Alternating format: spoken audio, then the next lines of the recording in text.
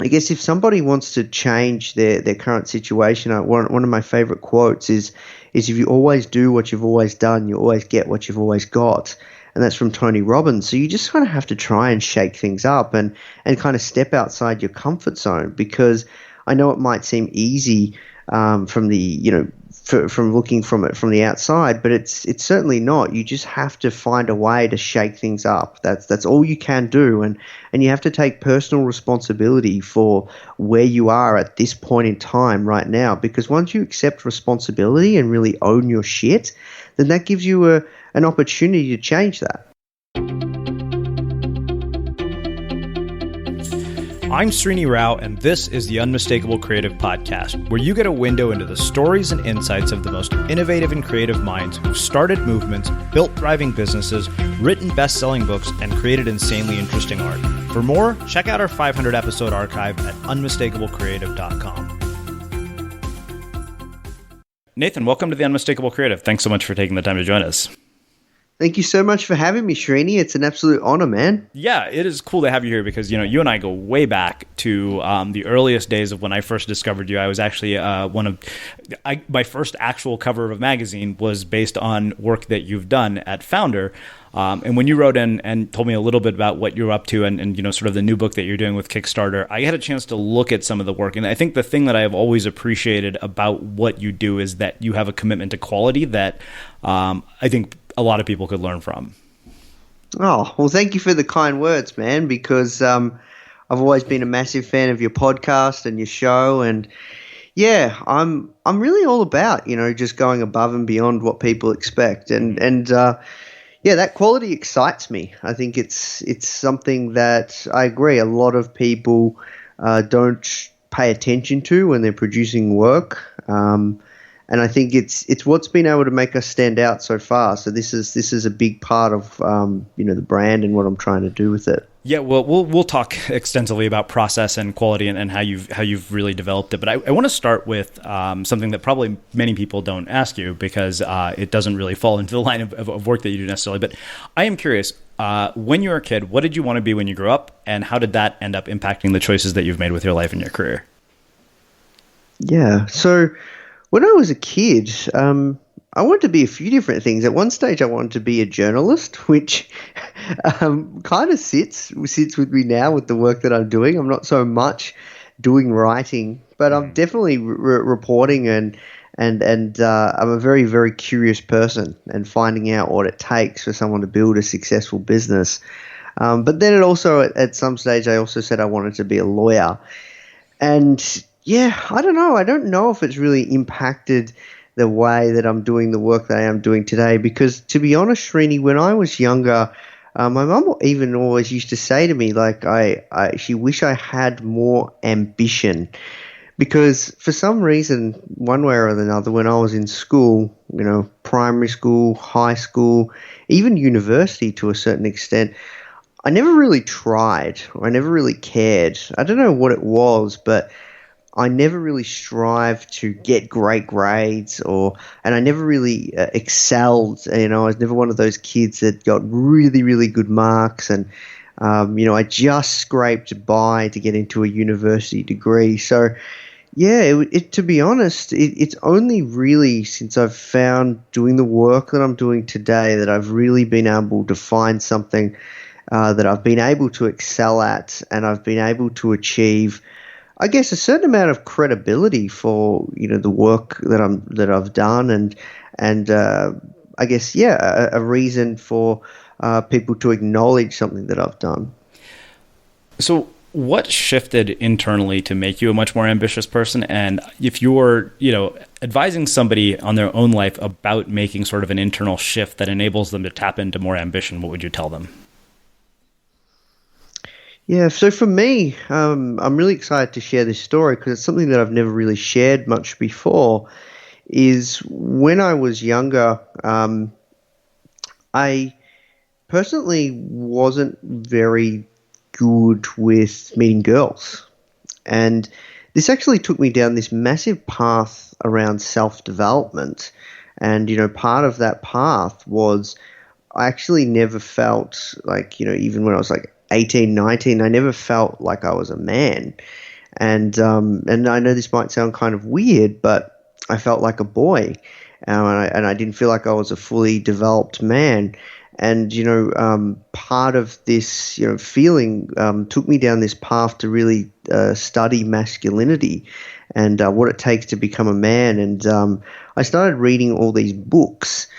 And there was one in particular called The Way of the Superior Man by David Data. And I remember that I used to read these books on the train when I was going to my day job, and I actually stumbled across and met this guy. When I got off the train, he said to me, oh, this is an awesome book. You should check out this other book, and he's really into men's work. And that's a thing, men's work is a movement of, men wanting to be, working on themselves and becoming more of a man. And I didn't know this at the time, but he's actually a life coach, and this is a guy that I met on the train, and I said, oh, what do you do with yourself? And he said, I work for the government, but my real purpose in life is actually my real mission, or the reason I'm here is to help other people find their purpose in life. And that kind of just sat with me, and he gave me his card, and I never did anything with that card for at least 6 to 12 months. But, I just so frustrated, Srini. I just used to walk to work, and I just knew that there deep down that not that I was going to be an entrepreneur, or I was going to be, quote unquote, people would think I was successful, or anything of the sort. But I just felt within inside of me that I could do so much more. And so I guess this was at least 6 or 7 years ago, and I don't know what happened, but somewhere along the way a shift changed where I was just so frustrated that I said to myself, enough is enough. And I used to start listening to podcasts like Pat Flynn's show, and then I started reading about all sorts of different things. And I think one thing I discovered was part of being, I think, a grounded man or a grounded person was finding something that you were truly passionate about in your day-to-day work. And that I guess really finding who you are really is a big part of developing. And it's something that I just took down this path of trying to fulfill as a person, because I felt that there was something missing. I just didn't know what it was. And what ended up happening was about six months later, I contacted this guy, Tony, and he took me down this path of, like I said to him, this is where I'm at. I'm not happy with my current situation. I'm looking for work. I don't know what to do with myself. And he took me down a series of, I guess, coaching, and this is something that I never would have thought that I would ever do. And I don't know if you think this, Srini, but a lot of people think, life coach, they're just selling snake oil, and how can they help you? But this guy, he took me through a process which was incredibly powerful. Like, this guy knew his stuff. I caught up with him at the library, the local library, and at the time my parents thought I was super weird because I was catching up with an old dude, and he was telling me what I should do with myself. And he was giving me these missions around, he used to say that, to watch movies is an incredible way to find out more about yourself and to learn serious lessons. And he got me to watch all these movies, like this one, the one with Tom Cruise called The Lost Samurai. Mm-hmm. And I never forget, he got me to watch that movie in particular. And after it, I started crying because I realized, that I took myself to a place and the journey that I was on, I just didn't want to be there. And he took me through all these incredible exercises, and it was just crazy. And after that process, I actually felt really comfortable with where I was at, and I decided that I was going to go back to university and study marketing. And that kind of took me down this path of reading the 4-Hour Work Week, also reading Rich Dad Poor Dad, and started to fuel my mind with potentially that maybe I could create my own job, maybe I could do something myself online, and I just didn't know where to start. But Yeah, that's kind of what happened for me, man. So I guess to answer your question, and sorry to long story in a roundabout way, but I know you want to go deep with this stuff. Is I guess if somebody wants to change their current situation, one of my favorite quotes is if you always do what you've always done, you always get what you've always got. And that's from Tony Robbins. So you just kind of have to try and shake things up and kind of step outside your comfort zone, because I know it might seem easy from the from looking from it from the outside, but it's certainly not. You just have to find a way to shake things up. That's all you can do, and you have to take personal responsibility for where you are at this point in time right now. Because once you accept responsibility and really own your shit, then that gives you an opportunity to change that. Mm-hmm. So. Two questions, actually. One, do you think it's necessary to reach sort of this point of frustration before change actually occurs? And then, you mentioned 4-Hour Workweek, Pat Flynn, stuff that, I'm familiar with and have been exposed to some degree. And many of us have read a lot of these books. And this is a pattern that to this day frustrates me, and I don't feel like there's an answer to it. And who knows, maybe we can hash it out here. But I've seen this pattern over and over, and it doesn't matter whether it's reading books, whether it's attending seminars, whether it's listening to podcasts, is you get these sort of three groups of people, like people who will get whatever change they're seeking in their life, regardless of whether that thing had been there or not, people who change as a byproduct of that thing, and then the people who go back and keep looking for the next thing and are just addicted to this sort of inspirational new age bullshit cycle. Yeah, no, that's interesting that you say that. Look, for me, that's what lighted this fire in me, Srini, that I am relentless in the work that I do today, and I take so much passion and I take so much pride, and it's just an absolute obsession. And, I can comfortably say that it's something that I'm good at. So for me, it took, this just absolute frustration that I'd had enough. But I guess it depends on the person, right? But you're right. There are definitely some people that keep falling into this loop where they just get addicted and on this change, and they try and say they're going to do X, Y, and Z, and then they get really ramped up, and then they just don't do anything about it, and they move to the next thing. And yeah, I don't know what causes that, dude. I don't. I've never really thought of it like that. Okay. The reason I bring that up is not to criticize anybody, but really because I want to see the results improve. Yeah, look, it's hard to say, right? Like, I know exactly what you mean. Like, there's definitely also like self-help junkies, and these are people that just go to Tony Robbins seminars, and they get really ramped up, and they're going to change the world. They're going to do this, they're going to do that, and then nothing really happens. And I guess fundamentally, these people, it's easy to get excited by going to a Tony Robbins seminar. It's easy to get super pumped, but that there's no one there to keep you accountable afterwards. And sometimes, people fundamentally they still say that they're going to make a change, or they say that it's something that they're wanting to do, but I guess fundamentally they're not comfortable enough pushing their comfort zone. Mm-hmm. Well, let's do this. Let's shift gears a little bit. I want to sort of begin and start with sort of the early days of Foundr, and sort of, was your vision for what this would be what it is now, or did it start out differently? And then really what I want to spend a good amount of time talking about is your actual creative process for how you go about selecting the stories that you do, how you go about really, maintaining the quality that you do. Because like I said, that is the one thing I've always respected about your work, is the fact that when it comes out, I'm like, this is on par with almost any major magazine in terms of the caliber of how beautiful it is. Oh, well, thank you. So, sorry, what was the question? Well, what was your vision for what this would be when you started? Did you have the vision for what it's actually become when you started, or has it evolved over time, and if so, how?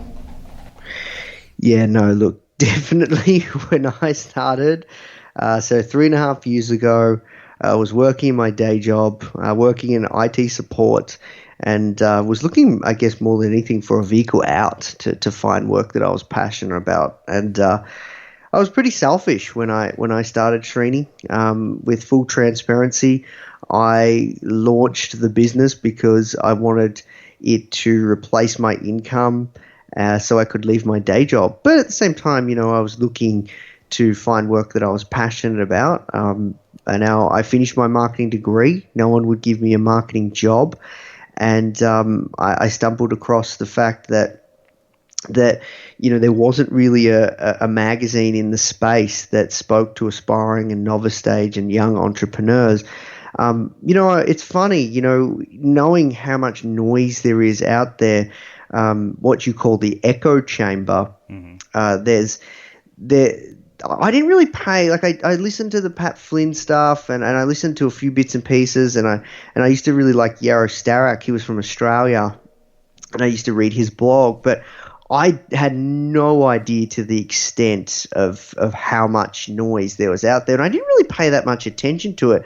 Because to be honest, I think if I did, Srini, I probably would have never launched the magazine. I probably would have been like, there are so many other resources out there for entrepreneurs or startup founders that I'm not going to do this. But I committed to producing this first issue of the magazine, but I had no slight idea of where it would get to. And with full transparency, the way the magazine came about, Srini, was I was looking to skill up in online marketing because I had a passion for technology, and I just finished a Masters of Marketing, which, by the way, the Masters of Marketing, I apply nothing of what I do to it today, but it was a really interesting experience doing through a Masters. And I found this thing called The Challenge by a guy called Ed Dale, and he teaches people how to make your first $1 in 30 days online, and it's just a free kind of course. And he's an incredibly successful online internet marketer. And this course, more than anything, was a lead generation machine. And he's actually from Melbourne, and he's, I guess, kind of, I don't know, famous online in Australia. I think he used to be a little bit more well known in the space. And long story short, he created this software, which I thought was absolutely brilliant, which allowed you to publish your own digital magazine and also manage it and maintain it in the App Store. And I just thought it was just an incredible opportunity to create a digital magazine. It would be just a really, really fun project. So I decided to pull the trigger and purchase the software. And that's kind of where I started. At first, I wanted to create a horse racing magazine with my housemate. And me as a person, I've always done things with other people, and I've always appreciated someone else's company. I never really liked to be alone. I'm okay now. I'm a lot better now. But for the most part, I wanted to find a business partner to work on this project, but I didn't know what the topic of interest was. And what happened was my housemate had to pull out, and we couldn't do this magazine on horse racing because he got a job, and part of his contract is he couldn't do side projects. And I was kind of stumbling along, and I'd sat on this software, to be honest, for at least 4 to 5 months before I actually launched Foundr. And when I worked out that I wasn't going to work with him on it, I just had a list of all these other potential subjects and topics, one about, personal development, one about masculinity, so maybe I create a men's magazine, and then also maybe I could create a magazine targeting young and aspiring and novice stage entrepreneurs and founders. And the reason that came about was I saw that there wasn't a publication in the space that I guess targeted that kind of audience. All the big business publications go off the assumption that you've already started a business. And I had no idea that we would turn into, I guess, a fully fledged digital media company that does, information products or educational content or educational courses, a membership site, a podcast, all, now physical products, all these different things. So that's kind of evolved over time. So I don't know about you, but vacuuming is not one of those things that I ever look forward to doing. But as you know, your environment has a huge impact on your creativity. So I still like it to be clean wherever I'm living and working. But now it doesn't have to be something that you deal with. If you're like me and you grew up in the 80s, you probably fantasized about the day when cleaning your house would be like it was for the Jetsons, meaning you don't have to lift a finger. Well, the good news is that we're already kind of living in that future. And the easiest way to make sure your floors are clean every day is with the iRobot Roomba Robot Vacuum. It cleans up after itself. The Clean Base automatic dirt disposal takes convenience to a new level, automatically empties its own bin into an allergen lock bag that holds 60 days of debris and traps 99% of pollen, mold, and dust mites so you can forget about vacuuming for months at a time. Let the Roomba clean for you instead. It learns your home, finds dirt, and empties itself on its own. It's got powerful cleaning performance made effortless. Remember, if it's not from iRobot, it's not a Roomba. To learn more, go to irobot.com/unmistakable. What were your earliest challenges? Like, where did you struggle in the beginning? Because I don't imagine it was just sort of straight ride to the top and to doing as well as you are today. So I'm curious, like, what were the biggest challenges you faced early on? Not just like tactically, but psychologically as well. Yeah, let's start with psychologically. Well, I think one of the biggest challenges was launching. I was so slow to put the first issue out and get everything ready, dude. If I knew what I knew now, I could get out in probably a week. But it took me, like I said, at least 6-7 months to actually launch the first issue of the magazine. And, you know, psychologically, that was rough. I was so I don't know what it was, but I was so keen to just launch it and to be able to be like, yep, it's out there. Now stuff is real, because I kept talking about it. I remember my parents, you know, even they made like a big joke and laugh, and we always make fun of each other. But I don't know, I guess I was pretty hurt at the time, where they're like, oh, you know, you think you're an entrepreneur now, and because you're launching this magazine, and like, what are you doing? Because when you say, you know, when you've always, you know, say that you're going to do something and never do it, and you know, for I guess a fair few years, I was saying I was going to, you know, launch an e-commerce store, I was going to do this, I was going to do that, and you know, people might have, maybe my close friends and family might have considered me someone who's all talk. And so it was very frustrating not being able to launch. And I was pretty casual about it as well. I wasn't really trying that hard. And I never forget my girlfriend, still to this day, Emily, we went to the zoo, and it was during summer in Melbourne. So we launched the magazine March 5th, 2013. I remember when we went to the zoo, I think around, you know, December on one weekend. It was really hot. I said to her, look, you know, do you think the work that I put into the magazine, I work hard enough to maybe that it might be like something that I could pursue full time and build it up? And she said no. And that was like a real kind of great outside perspective for me, and really shook things up, because, you know, I didn't know. Like, I just didn't. I was kind of half-arsing it, man, to be honest with you. And then another thing that was, from a psychological perspective, was it was scary. It was so scary. I'll never forget the first interview I did. No one would get back to me, man. Like, absolutely no one. Like, I was trying to get interviews. I didn't know how. I didn't even know, like, you know, how a proper magazine should look. And if you look at the first issue of the magazine, it is super embarrassing, dude. The front cover didn't even have a successful person, because no one would get back to me. I had one interview with a lady called Lin Huang, but I didn't feel that her, you know, interview was strong enough to put as a front cover.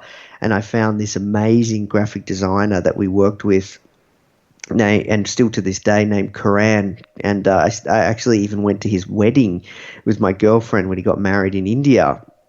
But long story short, you know, he went through some, you know, his own personal issues, and you know, things were really like, it was taking so long to get a magazine issue off him.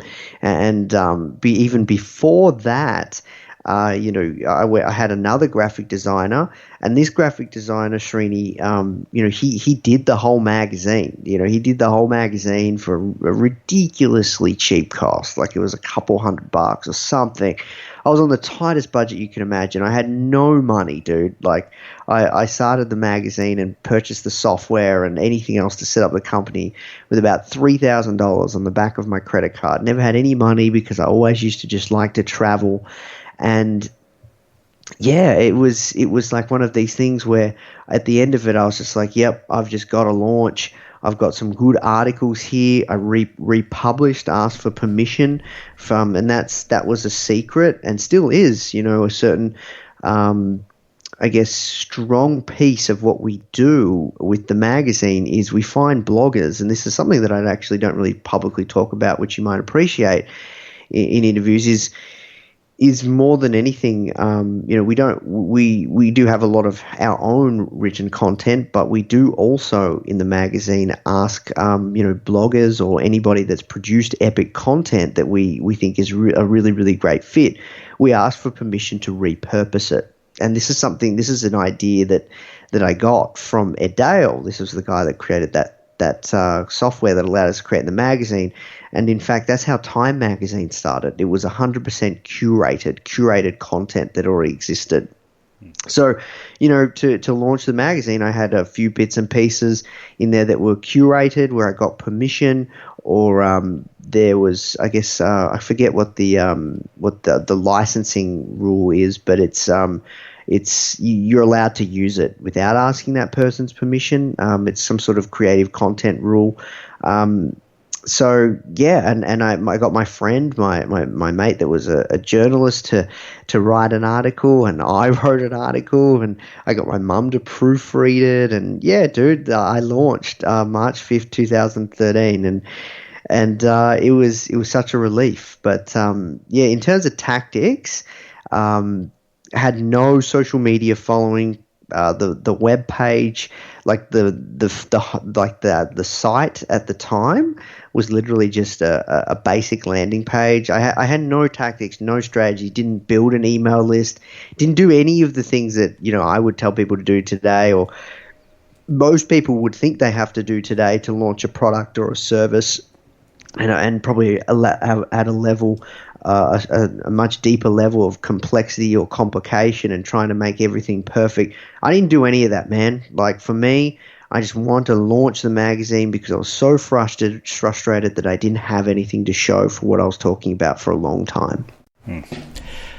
So a couple of things. But I want to comment on something that you said earlier, sort of the fact that you didn't pay a lot of attention to a lot of the stuff that is out there, and that actually played a role. I actually have kind of gone on a rant about this. I think sometimes when we're consuming too much, we actually inhibit our creativity and our innovation possibilities because we're so inundated with noise and information and input. And, I always tell people one of the best ways to actually unleash your creativity is to unsubscribe from a shitload of stuff, and you'll be amazed at how much more you'll get done. That's just an observation. But what I want to talk about really is your actual creative process for how something like this gets put together. Because, like I said, I remember the first time I saw it, I was like, wow. I'd seen people try to attempt iPad magazines before, but I was just kind of blown away by the caliber of it. So, creative process, and then I want to talk about one sort of the experiences of some of the really high-profile people that you've had a chance to talk to, because I know that you've had a chance to talk to people like Richard Branson. So let's start with the creative process first, and then we'll get into kind of getting to talk to some of these people. Yeah, sure thing. So, would you like to know the creative process, particularly for the magazine, or anything that we put out? The magazine in particular. Okay. So, right now for the magazine, we do a lot of work because I see the front covers as, I guess, the marketing machine, and you would know this, Srini. I'm pretty passionate about marketing, and I'm doing it's definitely something that I'm decent at. So one thing that we try and do is we work our way back from the covers actually to tell a great and interesting story, because I think what's allowed us to differentiate ourselves in terms of content and to tell a story around the brand and to really build a platform is the caliber of entrepreneurs and founders that we can feature on our front covers. So it all actually begins with the cover in mind and who's going to be on the cover. But we don't know who's going to be on the cover for 12 months from now. So what we will do is we will go out and this is how I started, and this is a process that I've handed over to someone in my team where I don't manage the magazine anymore. And what we do is we look at, what do we have, 6 months ahead from now? What do the covers look like? So we're always working, at least we try and have the covers locked down 6 to 12 months ahead of time. So right now, I think we've got up until June locked in. And, for that process, we have to go out and pitch. And for us, we want to get, like a Sarah Blakely. Like, I know that she's just launched a book and she's one of the, youngest female billionaires, and she's got an incredible story around how she started Spank. So that would be a really, really good fit to have her on the front cover. But these turnaround times take a ridiculous amount of time to lock down, and this is one of our key parts, Srini, being a grassroots brand that really speaks to people. A magazine created by entrepreneurs by entrepreneurs.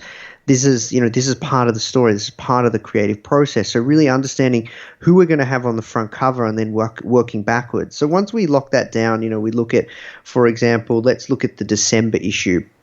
So I'm just going to pull it up right now. So we know that the December issue is going to have a guy called Steve Case, and he founded AOL.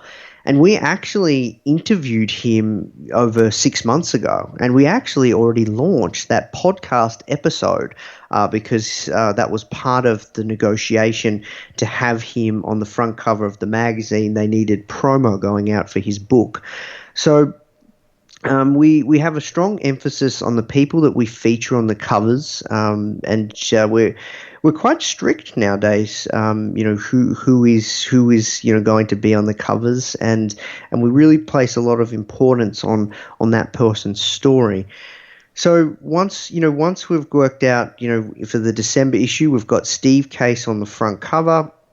Then we work out, who else is going to be within the magazine, and if we can, let's steer it in a kind of direction on a themed kind of issue.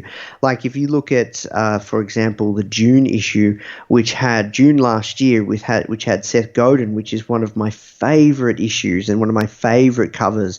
It had Seth Godin, actually an image of him turned upside down, and I actually got his permission because I know it might be offensive to have a photo of yourself turned upside down on a magazine cover, but the whole emphasis and theme around that issue was why you shouldn't do what you're told, and it was actually called, and we coined it, the Changemakers issue, and we, interviewed all these different people that are trying to make change in the world. So we interviewed, Andy Puttycombe, and he, created an amazing app that I'm a massive fan of called Headspace. It's a meditation app. And then we also interviewed Amanda Palmer, who's just an amazing disruptor in her niche around music and trying to make change around how music is produced and fostering her community or fostering a community. So we interviewed all these incredible change makers, and that only occurred once we worked out from the cover, Seth Godin's latest book, a lot of the interviews that we get, and I'm sure it's a similar case for you. In fact, I know it's the case is a lot of people are looking for press at the time for a book that they're launching, or they're looking for press. That's how we get in touch with these people, like a Tim Ferriss with his TV show that he launched last year. Mm-hmm. It's always around an angle, and sometimes we can try and, fit that angle in around the whole theme of the issue because we work from the cover in mind and work backwards. And then the next piece of that puzzle is writing content around that issue. So, for example, the Changemakers issue, we created content, and we got people to create content around what it takes to create a social enterprise, and the decisions that you have to make, and just some really key actionable articles. And this is the key piece where we have an extreme emphasis on evergreen content that is super in depth. We are not interested in breaking news, and we're only interested on extracting what you would call gold that, people can share from their journey, which is, similar stuff. It's not groundbreaking stuff, but that's the focus that we're taking: evergreen content that is extremely actionable, actionable, tactical, or strategical based advice that people can take away. And even at the end of every magazine issue, we have actionable takeaways. So this is something that I just came up with because that's the emphasis of the magazine. We want people to be able to delve deep into stories and read an issue, but also at the end of it, you have actionable takeaways. So if you've read a story, at the end, you can be like, okay, I know I need to take this away from the story, or this is a lesson that I can take away from this person's journey. So we go out and, we're always doing interviews. I still to this day do the interview, Srini, because it's just fun and it's something that I feel very privileged to do. But to be honest, probably this time next year, man, I won't be doing the interviews anymore. I have to have a focus on scaling the company, and we don't get the leverage, if I'm always doing the interviews. And I think there's better interviewers out there. One thing that you told me once famously, and I'll never forget this, was you said that, there's a lot of, I don't know, and please don't take this the wrong way, and I'm not being a jerk, but you said to me in the nicest way possible that there are other people out there that can do interviews for Foundr, or maybe that you're not the best interviewer. And I take no offense to that at all, dude. And I agree, like there are definitely better interviewers out there. You're an incredible interviewer. I think Foundr might do better if we had a journalist or a series of journalists doing interviews that are better than me. So that's something that I just want to plug in there that I'm definitely not going to do for the rest of Foundr's life. I'm looking to build a scalable asset. I don't want to build a personal brand. This is not about me. I'm not some successful guru that knows everything around entrepreneurship. I'm just trying to tell a story and produce great content for people in many different forms and create a platform that can truly help people around business. And yeah, so long story short, I don't want to digress, but we work out. Once we're always doing interviews, we work out with the front cover in mind, then we try and slot all the other interviews. We always have at least 3 magazine features. The magazine isn't your traditional kind of, 30, 40 article-based magazine. We'll have anywhere between 8 to 12 pieces in the magazine, and always there'll be 3 features. And we try and slot them in regards to the theme of the magazine, if we do have a theme. And we give those articles to writers and get them to write an awesome story and make sure it's super actionable. And we've trained up a handful of writers that are constantly writing features for us in the magazine, that they know the kind of work that we're looking for, and it has to be in depth, and it has to be long, and it has to be actionable. And then, once we put all of this content together, we might source a bit of stuff that we're going to republish and get someone's permission. And then we might write some of our own, original content. And then also we've got the original content from the interviews. And that all goes into a Word document. Now, I know this might be, blow people's minds, and people might be like, wow, magazine, it's, takes such, it's such a big deal, and it takes so much, the level of practice. Well, that all that content goes into a Word document, and that Word document is a very, very basic template where there's certain things that have to be filled. And, to create any magazine, you have to have a few different sections. You have to have the back of the book, which is just the meaty part of it. And you have your chunky, beefy kind of articles. And then you have the front of the book where you can have kind of shorter based pieces or bite-sized pieces that people can read. And then you have, the masthead and, the table of contents, and then you have a front cover. And as simple as that, we plug in all of those things into this Word document, and then we have, everyone's images. And then we've found an amazing designer, and this is a really important part, Srini. I'm not a designer, but I've found someone that is incredibly talented that takes over from there, from that Word document, and we go up and back. Like, obviously it's heavily edited, and we have a copy editor that goes through it, and Asia is doing an amazing job creating great content and finding that content and creating it and piecing it all together. But more than anything, once we have that Word document, it goes to Karan, and he takes over, man, and we give full creative control. I think, so this has been a little bit of a secret to our creative process when we're creating anything at all, Srini, is I find, a designer, like if you look at the Kickstarter book, the Foundr version 1.0, you look at the landing page, I found the head of design at 99 Designs to do that landing page, and that's probably one of the best landing pages on Kickstarter I've personally ever seen.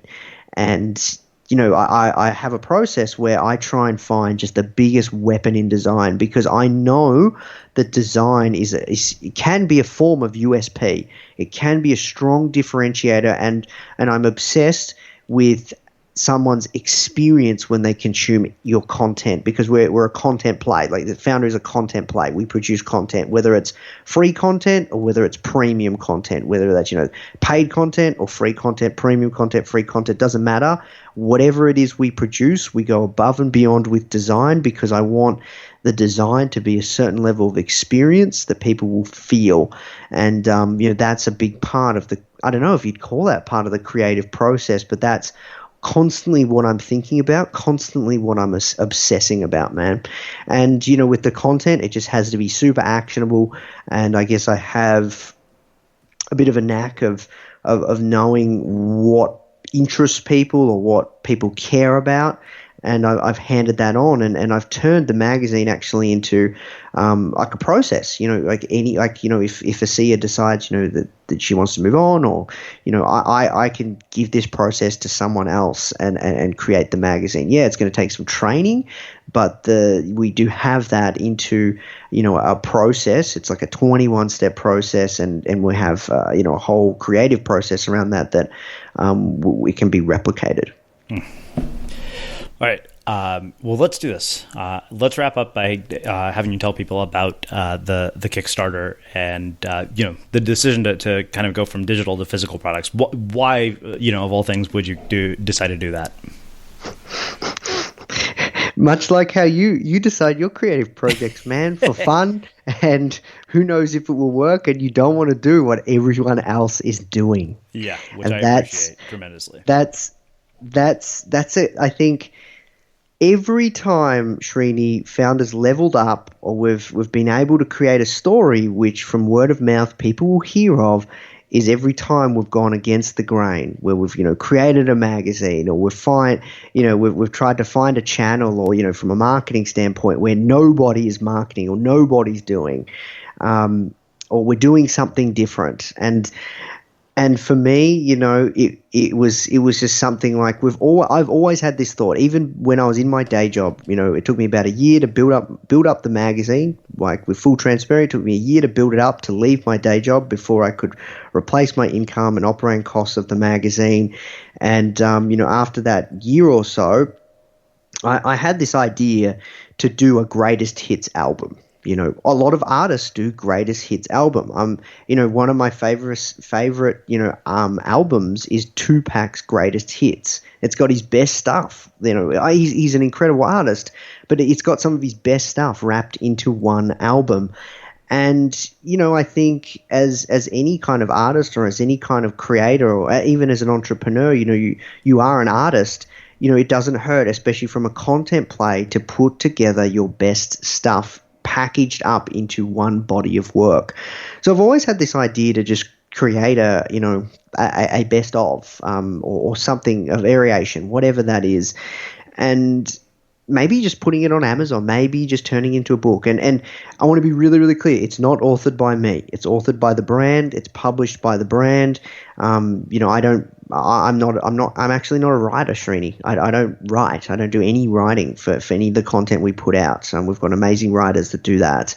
And I had this idea to do a best of album, and it come back to me. I think the best ideas and the best things, the best projects that we end up pursuing at Foundr are the ones that keep coming back to us, and the ones that have been on the boil maybe for a couple of years or maybe for at least a year. They're not ones that we come up with overnight. It's like, yep, we're going to do that. It's something that sits with you, and you let it mull over it, like good like a good wine, and it was something that kept coming back. And, we've got an incredible writer, Kate White, who I used to work with at my day job, and she's incredibly talented. She does a lot of writing for the magazine. She's done, writing for the blog and some other creative projects for us. And she come to me with this idea and said, Nathan, let's create a best of, for Foundr, and we can turn it maybe into just a free ebook for people. And she's been working on it for so long. She went through, because we've produced thousands upon thousands of hours worth of content now, Srini, and there's a lot of noise, and we're contributing to that noise. I thought, wouldn't it be awesome to create a best of? And she pulled together, it took her 4 months, but she trawled through all the magazine issues, all the blog posts, everything that we've put out, and wrote some of her own stuff, and you just compiled this, just treasure trove of gold from Richard Branson on idea validation, or Steve Blank on idea validation, and just getting insights from all these people, or Sean Neff, who's created a multi-million-dollar brand for young millennials that was he's just crushing it, and sharing his thoughts on branding, or the founder of North Face, where he shares his thoughts on branding. So she's compiled it into all these different sections so anywhere you're at in the journey as an entrepreneur, this book is a very, relatable book for anybody wherever they are on the journey. And I said, look, this content is so good, I think we should turn this into a physical book. And I know there isn't any coffee table business books out there. I don't know, there might be a reason there is, I don't know, but I know we've got a strong team in-house. Let's self-publish this thing, and let's put it on Kickstarter. I'd always been super inspired by what Eric Ries had did with his book called The Leader's Guide. I'm not sure if you're familiar with it, Srini, or what Seth Godin did with the Icarus Deception for his book. And then most recently, I thought John Lee Dumas did an incredible job with his wasn't a book, but a journal on Kickstarter, and involving the community to bring a project to life. And yeah, dude, that's why this project came about. And more than anything, it's just been so fun. Me and the guys at Foundr HQ and the team, it's just been such an incredibly rewarding process and we've all had so much fun. I think within the company now, we're going to have a rule that we do at least one creative, fun project that we don't know will work, and just have fun with it. Wow. Well, this has been fantastic. Where can people find out more about the Kickstarter? And we'll be sure to link up all of it in the show notes. Yeah, so if people want to find out more, you can go to foundrmag, foundrmag.com/book, or you can just search Foundr and Foundr version 1.0 or Foundr on Kickstarter, and you'll be able to find it. Cool. I have one last question for you, which is how we finish all our interviews. What do you think it is that makes somebody or something unmistakable? I think someone that just owns on their craft for a very, very, very long time. And it has to be an obsession, because you love it so much, because it's within inside you. This is what you were born to do, and you don't care about the recognition. You don't care about the money. All you care about is the craft, and that's all you beat on all day, every day. And you're extremely patient. You don't care whether people see it. You just do it for fun, and you do it for the love of it, and you do it for a very, very long period of time. And once you do that, eventually, that's what makes someone unmistakable, I think. Well, this has been fantastic. I really appreciate you taking the time to join us and share your stories and your insights with our listeners. Look, thank you so much for having me, Srini. It's an absolute honor. I've been a massive fan of your work for a very, very long time, and I feel really privileged to be here. Yeah, awesome. And for everybody listening, we will wrap the show with that.